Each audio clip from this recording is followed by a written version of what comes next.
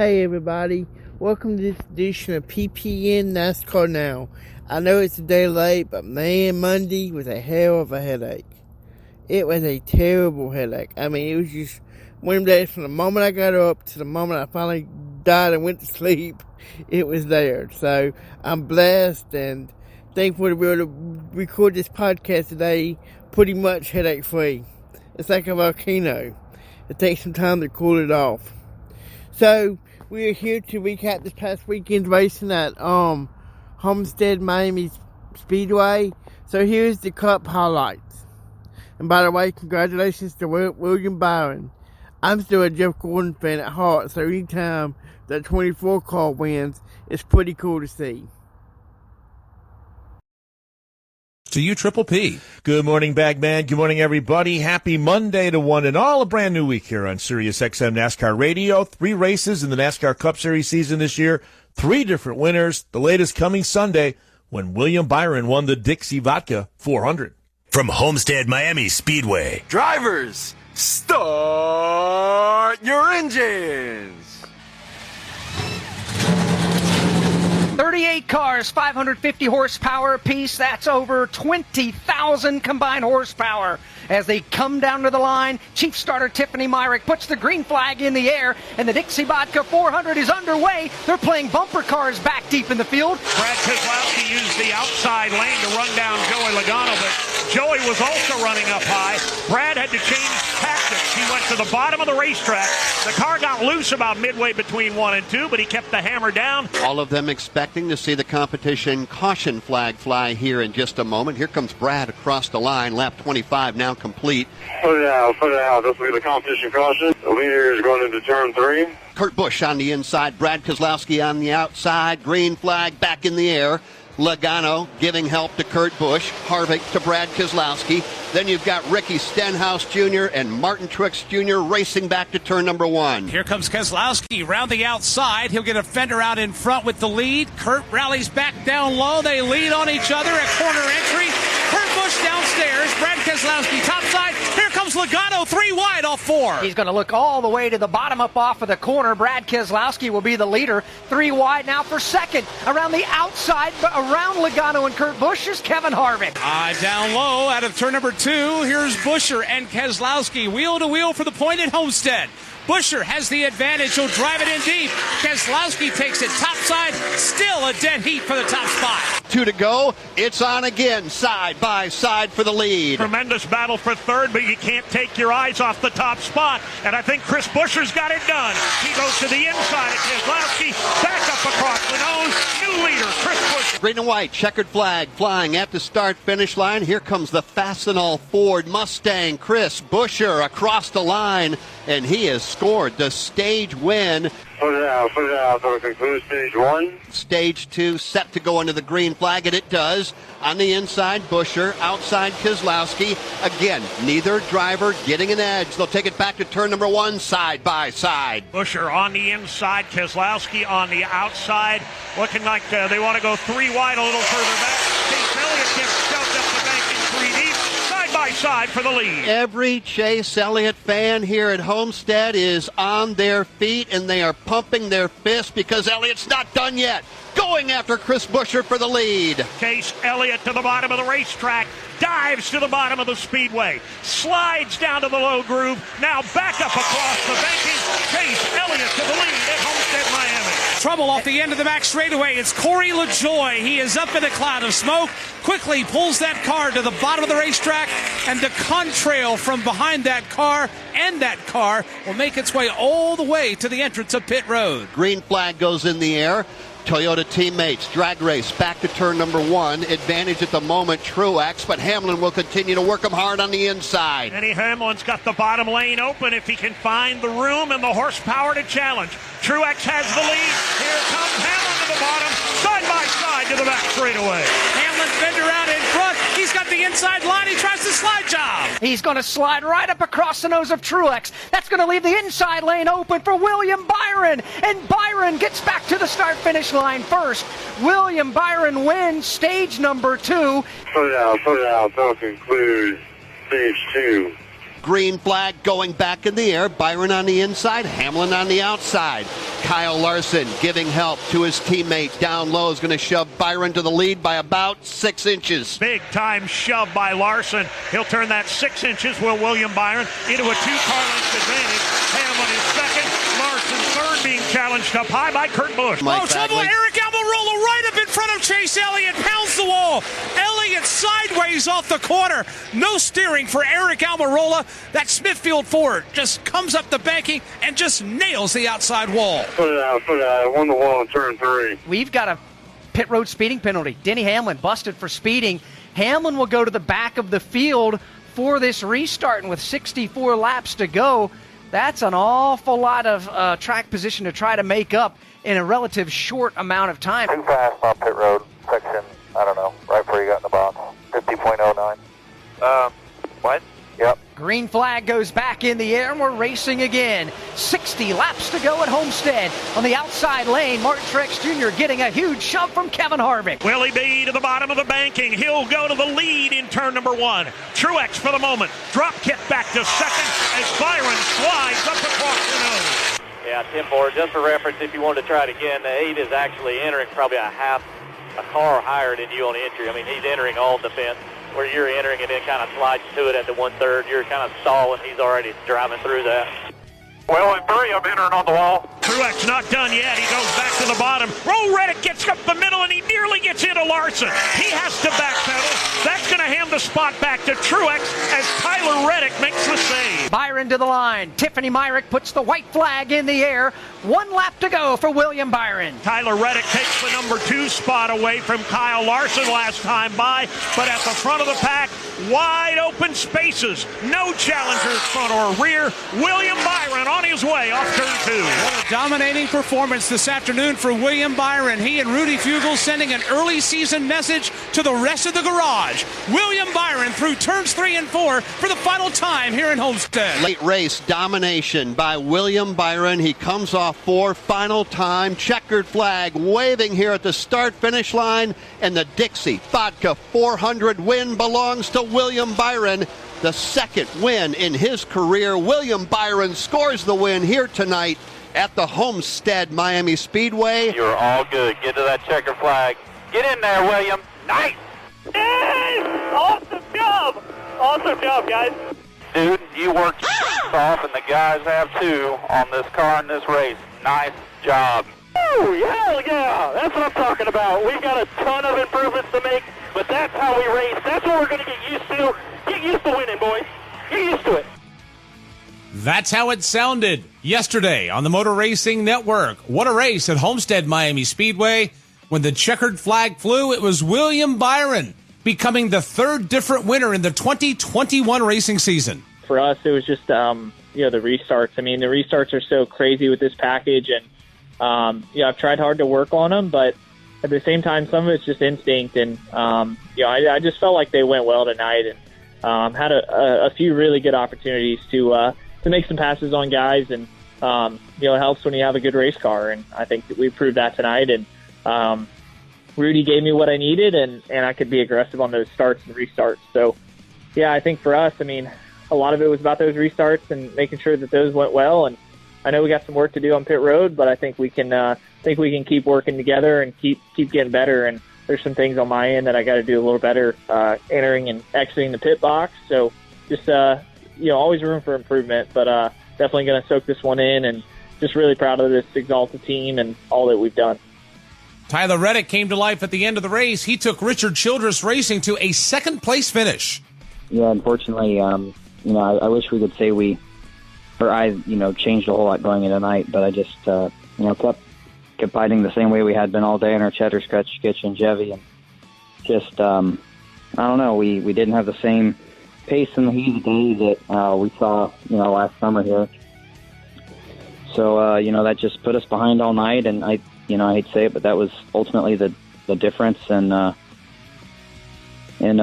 being within reach of William and those guys to get there and be able to have a shot at winning the race. It's really challenging in any truck, Xfinity, whatever it is, to come from, 10th or so back, just run out of time, unfortunately. So that's just unfortunately how our night. our night went. Just needed to have a better restart there at the end. I think I lost 4 or 5 spots, and that was the difference.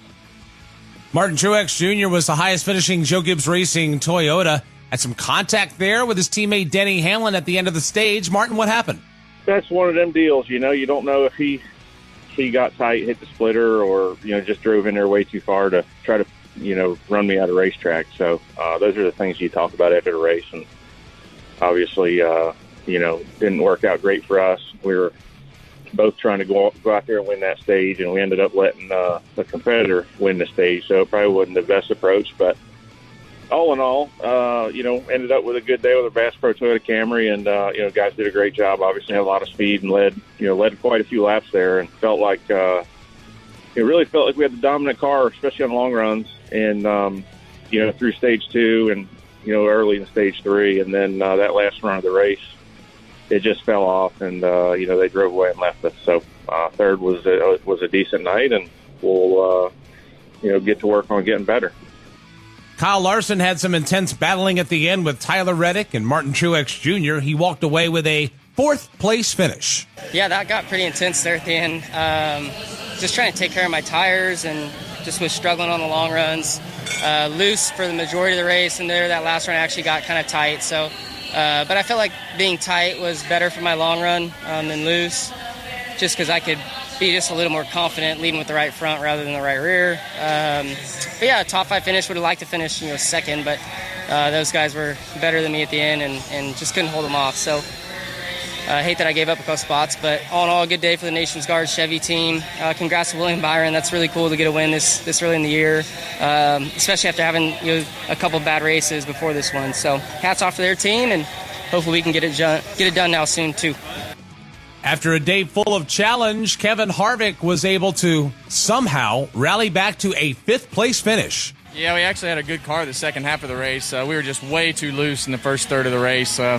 Busch Light Ford team did a great job getting the car better, and a great job on pit road, keeping our track position and the things we had early in the race. So just really proud of the way that everybody's battling right now. And I would consider these 3 tracks that we've gone to so far kind of hit or miss for me as far as my likability, I guess, as far as driving and the things that we have going on. So to have the finishes that we've had in the first 3 races says a lot about our team.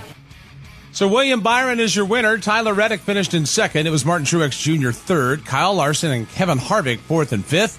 Michael McDowell scoring his 3rd consecutive top 10 finish. First time he's ever done that in his Cup career. He walks away with position 6th. Good run for Ryan Newman and Roush Fenway Racing. They finished 7th. Kurt Busch in 8th, Alex Bowman 9th, and Kyle Busch finished in 10th. Denny Hamlin was 11th. 12th went to Austin Dillon. Ricky Stenhouse Jr. was 13th. Chase Elliott was 14th. 15th was Daniel Suarez. Brad Keselowski was 16th. Ross Chastain 17th. 18th to Chase Briscoe. 19th to Chris Buescher, who won the opening stage, and it was Christopher Bell finishing 20th. Ryan Preece took that Slim Jim Chevrolet to the 21st finishing position. Bubba Wallace was 22nd. Cole Custer finished in 23rd. Anthony Alfredo was 24th. And Joey Logano finished in 25th. Justin Haley was 26th. It was Eric Jones in 27th. Matt DiBenedetto 28th. Ryan Blaney 29th. And 30th was Eric Almirola. 31st, Garrett Smithley. Cody Ware, 32nd. Josh Bilicki was 33rd. 34th, B.J. McLeod. Quinn Houff was 35th. 36th, Corey LaJoie. 37th, James Davison. And Timmy Hill finished 38th. Took him 3 hours, 12 minutes, 45 seconds to run the race at an average speed of 124.669 miles an hour. There were 6 cautions for 36 laps, a total of 20 lead changes among 9 drivers. Next up for the NASCAR Cup Series, it'll be the Pennzoil 400 Sunday at the Las Vegas Motor Speedway. The Cup race was pretty good. I mean, it wasn't like the most entertaining race, but it was decent. Now, here's the recap of the Xfinity Series race. But I want to let you hear what happened with 3 laps to go with Noah Gragson. This was crazy.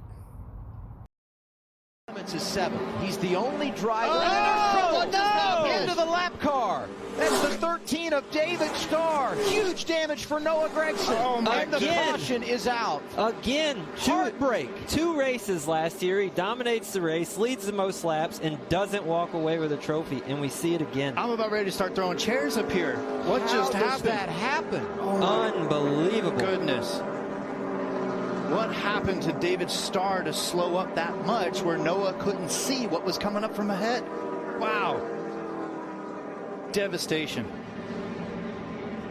Huge disappointment again this week for Junior Motorsports. Allgaier in the garage. Annette was making the pit stop as the caution comes out. And now from the lead, Noah Gregson. Heavy damage. He climbs from the car. Once again, he's going to see one get away at the Homestead Miami Speedway. Wow, let's go back crazy, and find the guys. video of this. So here's the ending to the Xfinity Series race. Final lap here at Homestead Miami Speedway, and the driver out front has never won before. White flag flies. Myatt Snyder sees it. He heads to one for the final time. Myatt Snyder running for his life now. He's got a 5-car length advantage all the way down on the white line. He's off turn number 2 for the final time. Stacking up from second on back. Still Brandon Jones, Tyler Reddick going at it there. They're bouncing off each other further back. Here they come off the end of the back straightaway. For the final time, it's Myatt Snyder down low, but here comes Tyler Reddick topside. He is flying around the outside lane. Snyder drifts up to put the block on. Checkered flag in the air. Last-ditch effort at the line, side by side, and Myatt Snyder wins the Contender Boats 250 at the Homestead Miami Speedway. That's how it sounded Saturday. Jeff Striegel, Dave Moody, yours truly, Alex Hayden with the call of Myatt Snyder getting career win number 1 in the NASCAR Xfinity Series. A lot of things had to happen for us to get to this point, but, it's thanks in no small part to the entire organization of RCR. So, I keep reiterating it, but I'm ecstatic about tonight, and, it puts us in a great position for the rest of the year. Absolutely. Now you're in the playoffs. That's huge, right? I mean, I don't even know if you've thought about that. Yeah, there's a lot of things I've thought about since the drop of the checkered.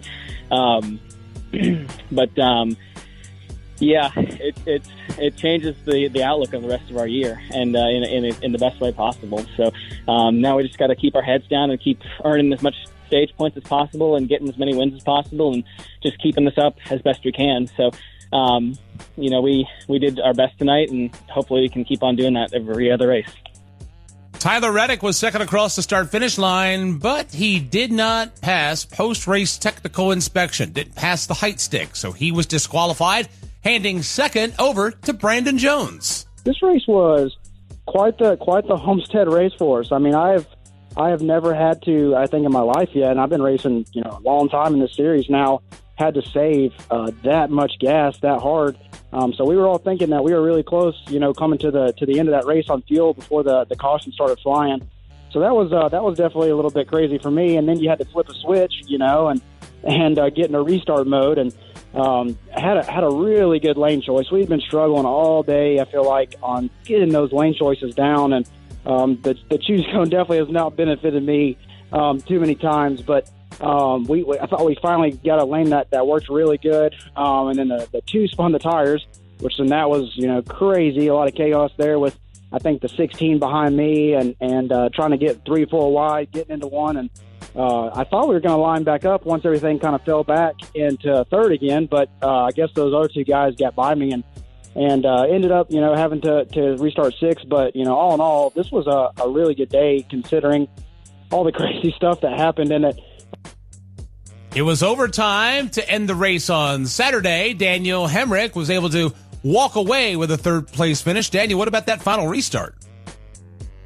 It was a saving grace for everyone that's probably banked Toyota Supra. We had a really good short-run car, not very good after 12 to 15, and thought with experience and whatnot coming here, we could overcome and still be better than where we just struggled. So I was happy to see the short runs. I felt like our first launch out of the first green white checker was better. I think we were going to line up to have a run for the lead down the back stretch, and caution flew and just got boxed in on that second one. Thought we had the top rolling, but proud of everybody on this Toyota Supra team. I felt like a moron there hitting the pit crew guys. I've come up pit road many times now, and turned in first time with these cars, turned into the box, and had so much front braking I couldn't even think about stopping. And at that point, you're just hoping you minimize the damage. So glad to see those guys were okay. They sat one stop out and jumped right back in and never missed a beat. So thanks those guys. Hats off to them. And I don't know, got to do better, got to be better. And Jeb Burton finished in fourth. Hats off to my race team. They've been doing a great job keeping us in the game on all these different racetracks and being there when it counts at the end. I'm still learning and trying to be the best I can and going back and just, I could have done some things different to maybe put us in a little bit better situation, try to win the race, but we got next week, so excited about that. So Myatt Snyder's your winner, Brandon Jones second, Daniel Hemrick third, Jeb Burton, Austin Cindric fourth and fifth. Justin Haley walks away with a sixth-place finish with Brett Moffitt in seventh, Ryan Sieg in eighth, Jeremy Clements ninth, and Josh Berry in 10th. Riley Herbst was 11th, 12th was J.J. Yaley, Michael Lynette was 13th, A.J. Allmendinger was 14th, 15th, Alex LeVay, Timmy Hill was 16th, Dexter Bean 17th, Tommy Joe Martins was 18th, Landon Castle 19th, and Jade Buford was 20th. David Starr finished in 21st. More on that in a moment. Jeffrey Earnhardt was 22nd. Chad Fincham was 23rd. 24th to Ryan Vargas. 25th to Kyle Weatherman. 26th was Josh Williams. Joe Graff Jr. came home in 27th, with Gray Gaulding in 28th, Matt Mills in 29th, and Santino Ferrucci finishing in position number 30. 31st, Stephen Parsons. 32nd, Jesse Little. Noah Gregson finished 33rd. More on that in a bit. Brandon Brown was 34th. Bailey Curry was 35th. Kobe Howard 36th. Ty Dillon 37th. Justin Allgaier 38th. Harrison Burton 39th. And Tyler Reddick, who finished second but was disqualified in post-race inspection for not having the ride height that he needed, he finished 40th. Took him 2 hours, 30 minutes, 59 seconds to run that race. Average speed 103.72 miles an hour. 8 cautions for 42 laps. There were 20 lead changes among 11 drivers. Next up for the NASCAR Xfinity Series, it will be the Alsco 300 coming up Saturday at the Las Vegas Motor Speedway. Performance Racing Network will have the call, and you'll hear it here on SiriusXM NASCAR Radio, Channel 90. What a race that was.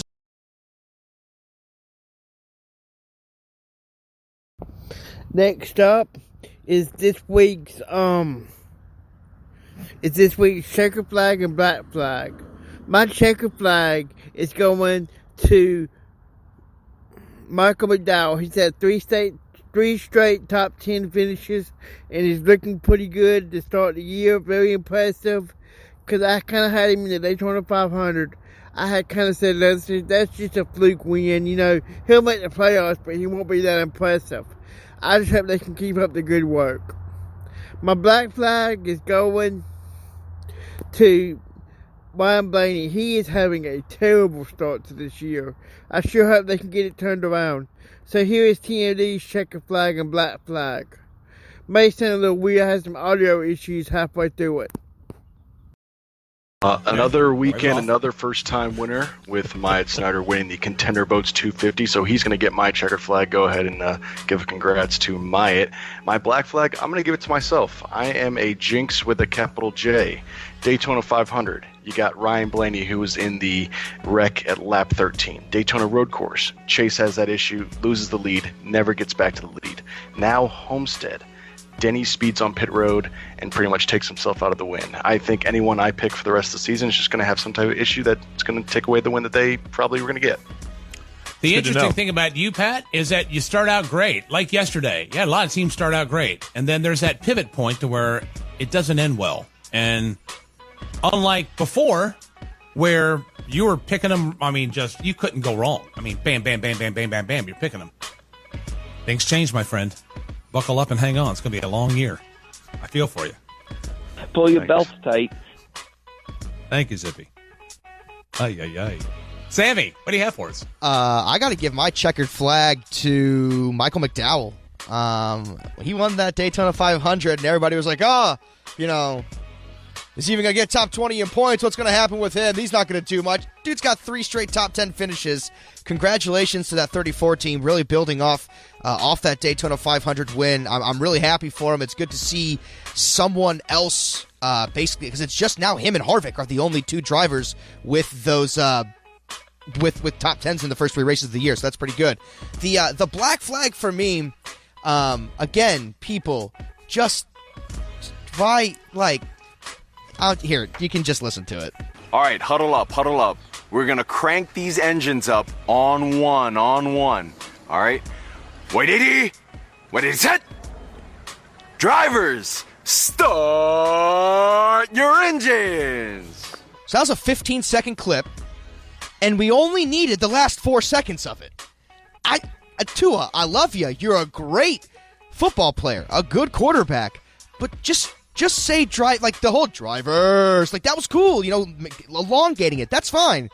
I don't need you white 80 and Omaha and up there on the giving me a clap count and stuff like that. Just say drivers start your engines so they can start the damn engines and get the race going. That was my black flag from the weekend. I totally disagree with that. I thought that was an awesome command because he was grunting like he was under center. I thought it was awesome. No. I'm with you, Sam. It was brutal. Terrible. Listen, Awful. That did that 11 seconds. I mean, that poor 11 seconds off your lifespan, that must have been a rigorous 11 seconds for you. Seriously? Look. It ain't like it's 11 hours or 11 minutes. Come on. You're there to give the command, okay? We don't need the soliloquy. We don't need the preamble. Sam, I'm with you. Sorry, Tua. I love you, too. Well, then, okay, if we do that way, then we can't, like, Kevin James, I have 3 things to say. God bless America, and all that stuff. If we got to get to it, got to get to it. No, let them have a little room to work there. You have room to work in the 4 words. Drivers, start your engines. Those are the 4 words that you can elongate, change around. You can even do the drivers. Like, it's, you know what I mean? Like, you can do all that. Just don't add anything else. I just need those 4 words. That's all you need to say. Thank you. It takes long enough just to say Tua Tagovailoa, for crying out loud. He's had his allotted time. Let's hear that one more time, Sammy. Oh, God. All right, huddle up, huddle up. We're going to crank these engines up on one. All right? Wait, 80. Wait, 80, set. Drivers, start your engine. What is white 80? Why is it just... It's not a even play, a race Sammy. car. It's not even... No, it's not. Play. He is communicating. By the way, the crispness of that audio right there is spectacular. Good. I will say that. I'll give him that. Audio. I'll give him that. Yeah, I'll give good him internet over there. I'll give him. They got some fast internet down there White in 80. Miami. All right. Baggy 80. Baggy 80 said hut. Hut. Start your checkered flag, black flag. Edie, what do you got? I'm going to give my checkered flag to Chris Buescher. I want to give my checkered flag to a guy who led 57 laps, the most he's ever led in a Cup Series race, and won the first stage.